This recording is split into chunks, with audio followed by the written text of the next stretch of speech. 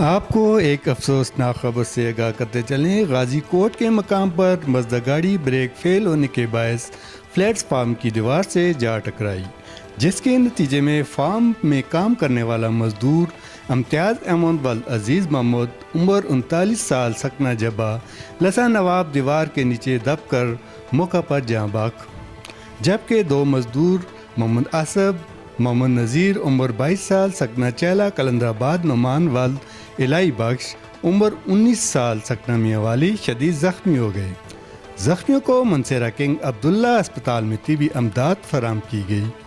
Police ذرائع کے مطابق حادثہ مزدہ گاڑی کی بریک فیل ہونے کے باعث پیش آیا، جس کے دوران مزدہ گاڑی بے قابو ہو کر غازی کوٹ کے مقام پر قائم زبر فلیڈز فارم کی دیوار سے جا ٹکرائی، جہاں پر 3 مزدور کام کر رہے تھے۔